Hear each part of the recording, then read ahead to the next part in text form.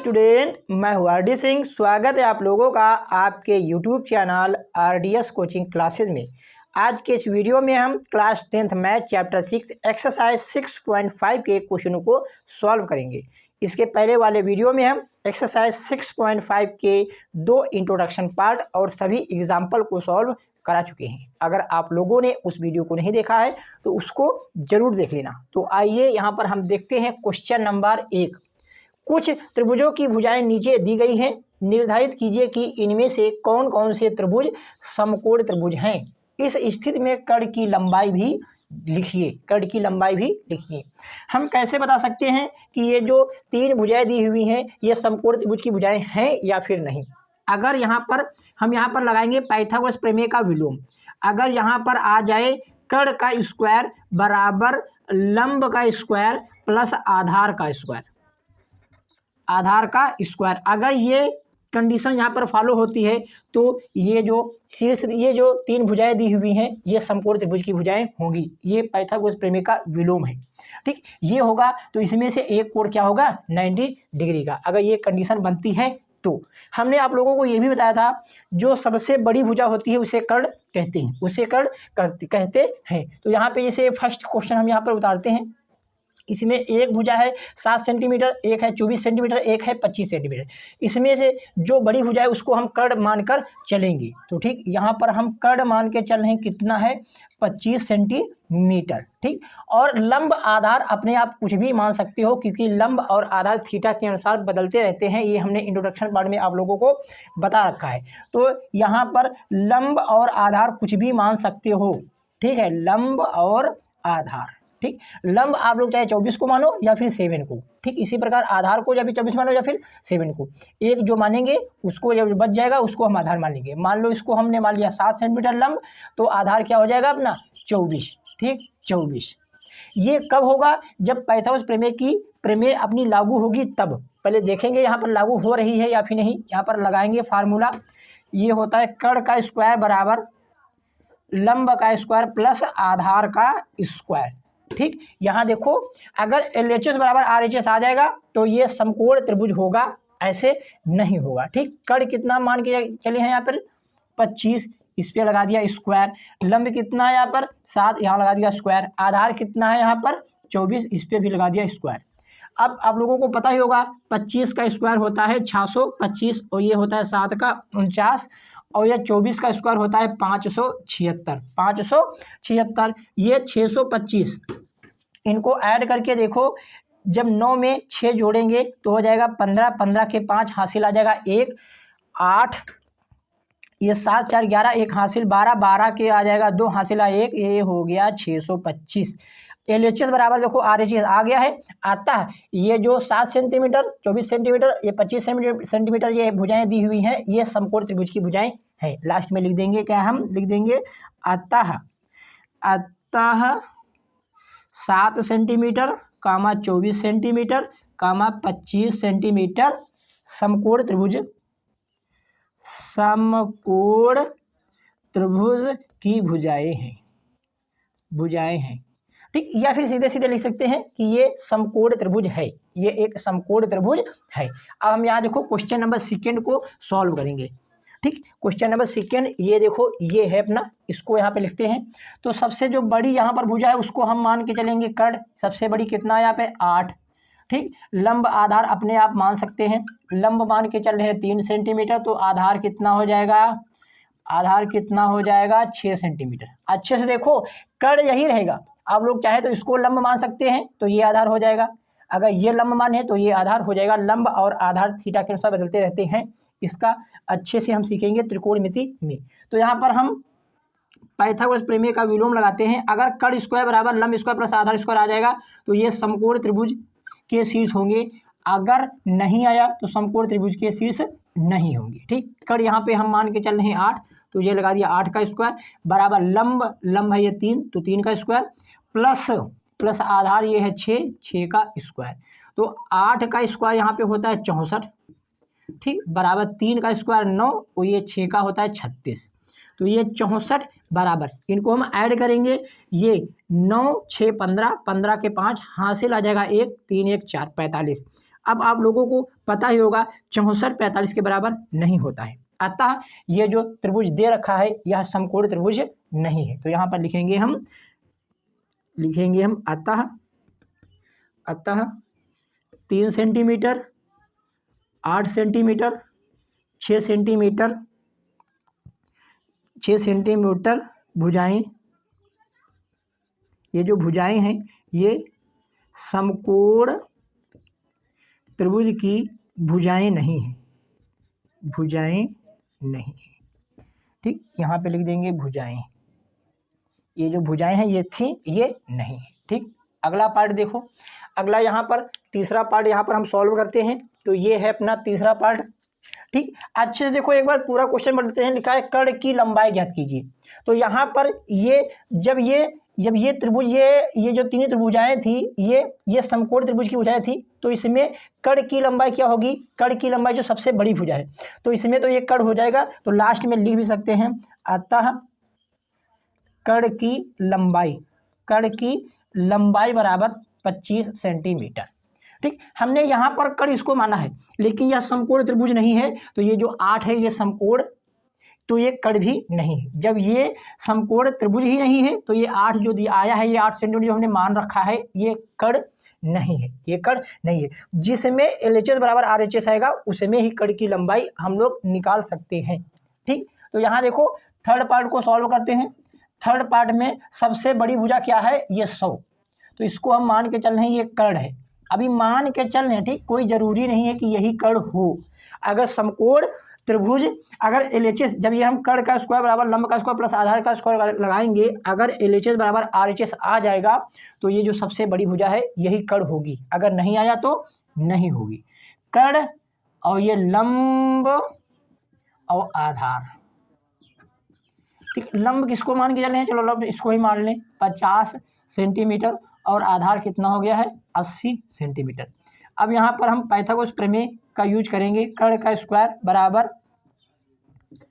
लंब का square plus आधार का स्क्वायर, ठीक। अगर LHS बराबर RHS आ जाएगा तो पाइथागोरस प्रमेय की विलोम से ये समकोण त्रिभुज की भुजाएं हो जाएंगी। तो कर्ण यहाँ पर है 100, तो 100 का स्क्वायर बराबर लंब माना है हमने 50, तो 50 का स्क्वायर, और ये 80 का स्क्वायर, ठीक। यहाँ 100 का स्क्वायर हो जाएगा, 1 जीरो के 2 जीरो लगते हैं तो 2 जीरो के 4 जीरो, मतलब कि आ जाएगा 10,000, ठीक। इसी प्रकार 50 का होता है, ये देखो 2500, ठीक। इसी प्रकार 8 का 8 64 हो जाएगा, 1 जीरो को लगा देंगे हम 2 जीरो।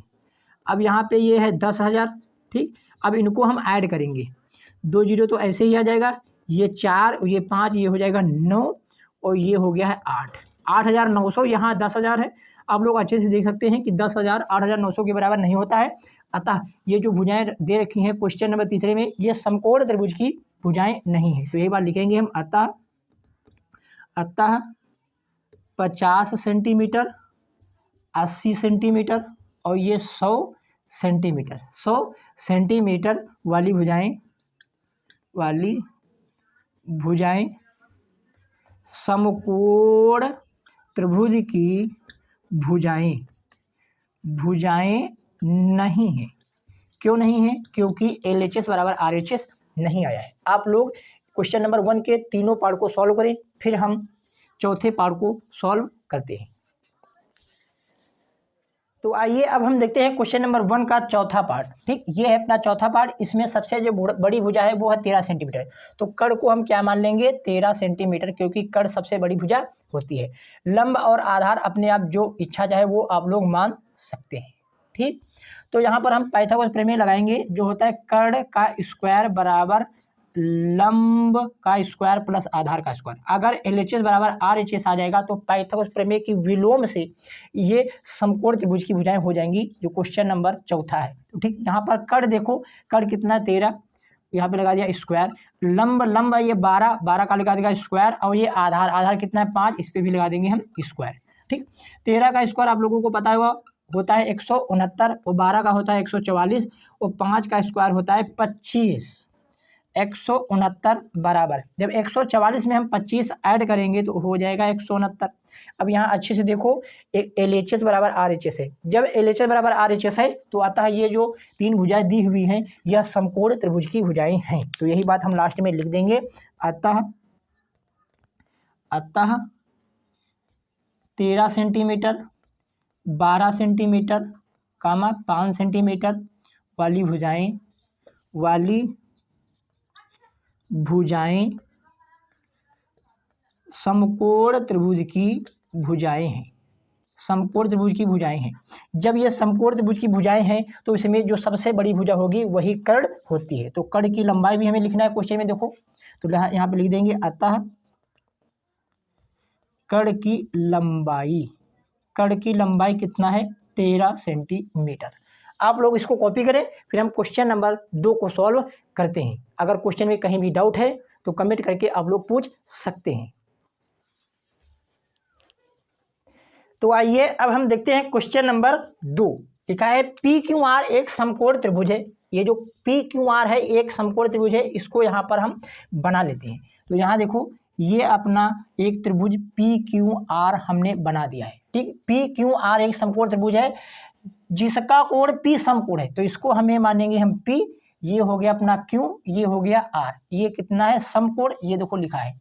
तथा QR पर बिंदु M इस प्रकार स्थित है। ये जो QR है इस पर एक बिंदु M इस प्रकार स्थित है कि PM, इससे PM लंब QR, यहाँ से एक हमने लंब डाल दिया PM लंब किस पे है, QR पे ये लंब है, ये क्वेश्चन में दे रखा है।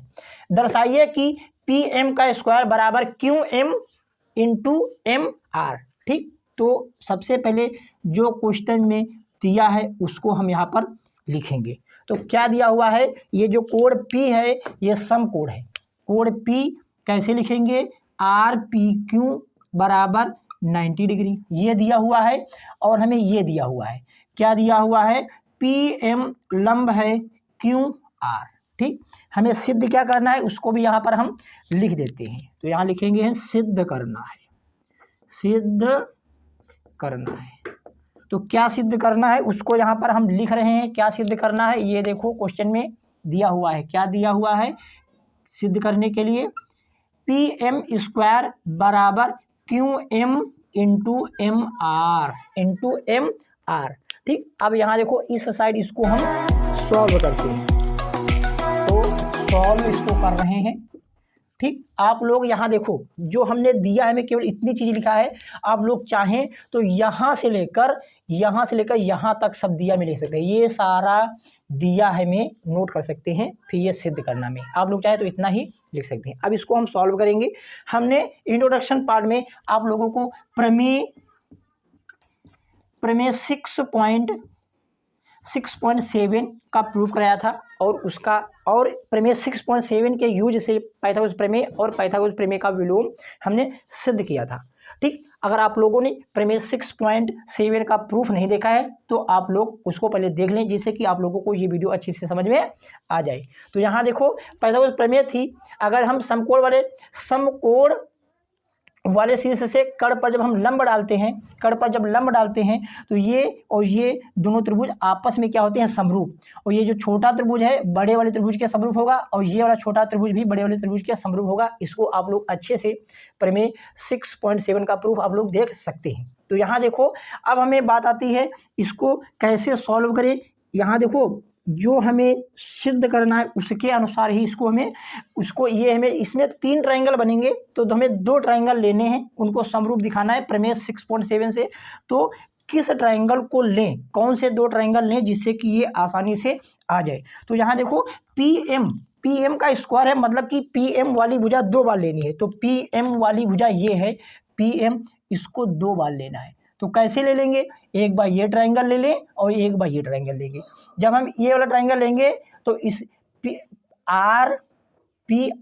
RM, जब हम RMP लेंगे तो उसमें PM आएगा, और जब हम ये PMR लेंगे उसमें भी ये भुजा आएगी, उसका यहाँ पर होल स्क्वायर हो जाएगा। तो यहाँ देखो हम यही करते हैं। पहले लिखेंगे हम, क्या लिखेंगे, त्रिभुज 90 वाला बीच में हम रखते हैं, RMP समरूप है त्रिभुज PMQ। ये कैसे आया है? ये आया है प्रमेय 6.7। ठीक, प्रमेय 6.7 आप लोग एग्जाम्पल सभी देख सकते हैं और इंट्रोडक्शन पार्ट भी देख सकते हैं, तब आप लोगों को अच्छी से समझ में आ जाएगा। अगर आप लोगों को प्रमेय 6.7 के बारे में नहीं पता है तो, अगर पता है तो आप लोगों को ये पता हो गया होगा। ठीक, अब अच्छे से देखो, अब यहाँ देखो, अब हमें लाना है PM का स्क्वायर, तो PM वाली भुजा लेंगे। तो यहाँ देखो PM, ये है अपना PM। ठीक, मतलब कि लास्ट के 2 पॉइंट लेने हैं, PM, MP लिखो या PM। तो जब इस पार हम लेंगे PM, ठीक, PM तो बटे में कितना आ जाएगा, MQ लिखो या फिर QM बराबर। आप लोगों को पता ही होगा, जब दो त्रिभुज समरूप होते हैं तो इनकी संगत भुजाएं समानुपाती होती हैं, तो वही यहाँ पर हम कर रहे हैं, लेकिन जो हमें आंसर लाना है उसके अनुसार। ठीक, तो हम PM पर फोकस कर रहे हैं क्योंकि हमें PM का होल स्क्वायर चाहिए। और PM ऐसे भी बन जाएगा, शुरुआत की 2 भुजाएं लेकर, ये देखो इसमें आ रहा PM, तो जब इस पार 2 भुजाएं शुरुआत की लेंगे तो इस पार भी 2 भुजाएं पहले लेंगे। ठीक, तो यहाँ पे कितना है, RM, कितना है, RM है ना, RM लिखो या फिर MR या फिर MR के बटे में कितना आ जाएगा, PM। ठीक, यहाँ पर लिख देंगे, क्या लिख देंगे, समरूप त्रिभुज की संगत भुजाएं। संगत भुजाएं क्या होती हैं, समानुपाती। ठीक, आगे ये भी आप कर सकते हैं कि RP बटे PQ, लेकिन वो हमें आंसर में लाना ही नहीं है, इसीलिए उसको हम यहाँ पर नहीं ले रहे। अगर ले लेंगे तो उसको छोड़ना पड़ता, इसीलिए उसको हम ले ही नहीं रहे। अब यहाँ पर हम क्रॉस मल्टीप्लाई करा देंगे, तो PM से मल्टीप्लाई कराएंगे तो हो जाएगा PM स्क्वायर। अब इसका मल्टीप्लाई इससे करेंगे तो आ जाएगा कितना, QM इंटू MR। ठीक, ये हो गया है, यही हमें लाना था, हेंस प्रूव्ड। बहुत ही आसान क्वेश्चन है, अगर आप लोगों को सभी प्रमेय अच्छे से पता है तो। आप लोग इसको कॉपी करें, फिर हम क्वेश्चन नंबर 3 को सॉल्व करते हैं। तो आइए अब हम देखते हैं क्वेश्चन नंबर 3। क्या देखो लिखा है, आकृति 6.53, ये आकृति दी हुई है, में ABD एक समकोण त्रिभुज है जिसका कोण A समकोण, ये जो कोण A है ये है समकोण, तथा AC लंब BD, ये जो AC है BD पर लंब है, इस साइड से 90 बनेगा तो इस साइड से भी 90 अंश का कोण बनेगा। ठीक, तो दर्शाइए कि, ये हमें 3 पार्ट दर्शाने हैं। तो ठीक, तो एक एक करके सॉल्व करेंगे। सबसे पहले जो दिया है उसको लिख लिया, जो दर्शाना है उसको लिख दिया। अब यहाँ पर हम हल करेंगे ये पहला पार्ट। क्या लाना है हमें, AB का स्क्वायर। यहाँ इस वाले क्वेश्चन में भी प्रमेय 6.7 का यूज करेंगे, क्योंकि 90 डिग्री वाले शीर्ष से हमने कड़ पर लंब डाला है, तो यहाँ पर भी हम प्रमेय 6.7 का प्रयोग करेंगे। तो यहाँ देखो करते हैं। तो सबसे पहले जो हमें आंसर लाना है, हमें AB का स्क्वायर लाना है, मतलब कि ये AB वाली भुजा 2 बार आनी चाहिए। तो कैसी आएगी, 100 पूरा ट्रायंगल लेंगे बड़े में और एक ये वाला। ठीक, मतलब कि यहाँ पर हम लिखकर बताते हैं कौन कौन से ट्रायंगल लेंगे। तो यहाँ पर हम लिखते हैं त्रिभुज DAB, त्रिभुज DAB 90 अंश वाला बीच में हम रखते हैं, समरूप है त्रिभुज, इस वाले में BC आएगा तो इसको लेंगे, त्रिभुज ACB। ठीक, ACB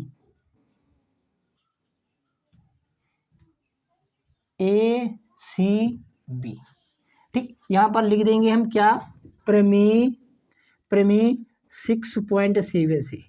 ठीक, प्रमेय 6.7 से ये दोनों ट्रायंगल क्या होंगे, समरूप। क्यों होंगे, इसका हम प्रूफ पीछे वाले क्यों होंगे, क्योंकि हम इसका प्रूफ हम पीछे करा चुके हैं, अगर आप लोग चाहें तो उसको देख सकते हैं। तो यहाँ देखो, जो हमें आंसर लाना है, हमें AB का स्क्वायर लाना है, तो हमें AB पर फोकस करना है। AB कहाँ मिलेगी, एक तो ये मिलेगी, तो इससे हम AB यहाँ पर लिखते हैं AB के बटे में कितना आ जाएगा, लास्ट की 2 लिया है तो यहाँ भी लास्ट के 2 डिजिट लेंगे, AB बटे आ जाएगा BC। क्या आ जाएगा, BC लिखो या फिर CB, हम यहाँ पे BC लिख रहे हैं, बराबर। और AB कैसे आएगा, ऐसे, फर्स्ट एंड लास्ट, तो यहाँ भी फर्स्ट एंड लास्ट लेंगे, BD, ये क्या बन जाएगा, फर्स्ट एंड लास्ट, DB लिखो या फिर BD के बटे में आ जाएगा AB। यहाँ पर लिख देंगे समरूप त्रिभुज की संगत भुजाएं। संगत भुजाएं क्या होती हैं? बराबर। ठीक, अब यहाँ देखो क्रॉस मल्टीप्लाई करेंगे तो यहाँ हो जाएगा ए बी का स्क्वायर बराबर, ये हो जाएगा B C into B D. क्या हो जाएगा? B C into B D. ठीक, ये हो गया अपना first part, hence proved, hence proved. ठीक, अब हम सेकेंड पार्ट को सॉल्व इधर ही कर लेते हैं। तो अच्छे से देखो, सेकेंड पार्ट हमें लेना ए सी का स्क्वायर। ए सी कहाँ पे है? ये, इसका हमें स्क्वायर चाहिए इस वाली भुजा का। जिसका स्क्वायर चाहिए उसको हमें 2 बार लेना है। कैसे? एक तो ये ट्रायंगल ले लेंगे, ये ट्रायंगल लेंगे, दोनों में ए सी आएगा, तो यही हम दोनों ले लेते हैं। तो यहाँ पर हम लिखेंगे, यहाँ पर हम लिखते हैं, यहाँ पे लिखते हैं, तो यहाँ लिखेंगे हम, यहाँ से लिख रहे हैं, चलो कहीं से भी लिख लो, चलो इधर से लिख लेते हैं। बी, बस 90 वाला बीच में होना चाहिए। त्रिभुज बी सी ए, बी सी ए। ठीक, समरूप होगा त्रिभुज, समरूप होगा त्रिभुज ए सी डी। यहाँ भी लिख देंगे क्या? प्रमेय 6.7 से, प्रमेय 6.7 से। यहाँ भी हम समरूप त्रिभुज की समरूप, यहाँ पर भी हम समरूप त्रिभुज की संगत भुजा समानुपाती वाला नियम लगाएंगे। तो फोकस करो, हमें लाना है ए सी का स्क्वायर। ए सी कैसे बनेगा? तो यहाँ देखो, ऐसे शुरुआत की 2 भुजाएं ने, लास्ट की 2 भुजाएं लिया है, ए सी और ए, सी ए लिखो या फिर ए सी। ठीक, इसके बटे में जब इधर की लास्ट की 2 लिया है तो इधर की लास्ट की 2 लेंगे, सी डी। क्या हो जाएगा? सी डी, सी डी लिखो या फिर डी सी। आंसर में देखो डी सी लिखा है, इसलिए हम डी सी लिखेंगे बराबर। और ए सी कैसे बनेगा? यहाँ देखो लास्ट की 2, जब उस पार लास्ट की 2 से ए सी बनना है तो इस पार की लास्ट की 2 लेंगे। तो यहाँ लास्ट की 2 क्या लिखा है? B C. बी सी की बटे में कितना आ जाएगा? ए सी। कितना आ जाएगा? ए सी। तो यहाँ पर भी हम क्रॉस मल्टीप्लाई करा देते हैं, ए सी इंटू ए सी, तो हो जाएगा ए सी का स्क्वायर। यहाँ पे आ जाएगा B C into D C, B C का गुणा डी सी से, B C into D C. ये भी अपना हो गया प्रूव्ड। तो यहाँ लिख देंगे हेंस, हेंस प्रूव्ड। ठीक,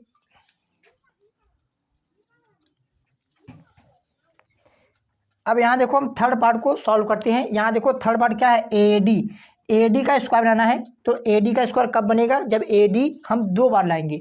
तो ए डी अपना 2 बार किस वाले ट्रायंगल में आ रहा है? तो यहाँ अच्छे से देखो, ये है अपना ए डी। ठीक, एक बार तो हम पूरा ट्रायंगल ले लेंगे, उसमें ए डी आ जाएगा, और एक बार जब ये वाला ट्रायंगल लेंगे उसमें भी ए डी आ जाएगा। तो यहाँ देखो लिखते हैं, यहाँ पे लिख देंगे हम क्या? त्रिभुज, त्रिभुज डी ए बी समरूप होगा त्रिभुज इस वाले के, मतलब कि डी सी ए, डी सी ए। ठीक, यहाँ लिख देंगे हम प्रमेय, प्रमेय 6.7। ठीक, आप लोग प्रमेय 6.7 का इंट्रोडक्शन पार्ट अच्छे से देख लेना, क्योंकि इस दोनों वाले क्वेश्चनों में प्रमेय 6.7 का यूज हुआ है। ये ट्रायंगल कैसे लिखे जाते हैं, ये ट्रायंगल कैसे लिखे जाते हैं और ये क्यों समरूप होते हैं, इसको हमने इंट्रोडक्शन पार्ट में अच्छे से बता रखा है, तो उसको आप लोग देख लेना। ठीक, तो अच्छे से देखो, यहाँ पर हमें ए डी का स्क्वायर लाना है, ए डी का स्क्वायर। तो ए डी हमें देखना है, फोकस करना है ए डी पे। तो ये है अपना ए डी और ये है अपना ए डी, तो इस पर फोकस करो, ए डी। तो यहाँ देखो ए डी, जब हम शुरुआत की 2 भुजाएं ले रहे हैं, ये पॉइंट डी और ए, डी ए लिखो या फिर ए डी। ठीक, ए डी, ए डी की बटे में कितना आ जाएगा? D C. कितना आ जाएगा? D C, D C. जब शुरुआत की ये लिया है तो इधर भी आ जाएगा डी सी, डी सी लिखो या फिर सी डी। आंसर में देखो लिखा है सी डी, इसीलिए इसको हम क्या लिखेंगे? डी सी ना लिख के क्या लिख देंगे? C D. ठीक, बराबर। और हमें फोकस करना था ए डी पर। ए डी कैसे बनेगा? फर्स्ट एंड लास्ट, तो इधर भी फर्स्ट एंड लास्ट लेंगे, बी डी। ये क्या है? बी डी लिखो या फिर D B, first and last, B D या फिर डी बी। तो यहाँ पे लिखेंगे हम बी डी, जो हमें आंसर में लाना है बी डी। बी डी की बेटे में कितना आ जाएगा? डी ए लिखो या फिर ए डी। कितना आ जाएगा? A D. यहाँ पे लिख देंगे समरूप त्रिभुज की संगत भुजाएं, समरूप त्रिभुज की संगत भुजाएं। संगत भुजाएं क्या होती हैं? समानुपाती। ठीक, यहाँ पर हम क्रॉस मल्टीप्लाई कराएंगे और अपना ये आंसर आ जाएगा। तो यहाँ देखो कराते हैं, ये आ गया है ए डी का स्क्वायर बराबर, यहाँ पे आ जाएगा B D into C D, B D into C D. ये अपना हो गया हेंस प्रूव्ड, हेंस प्रूव्ड।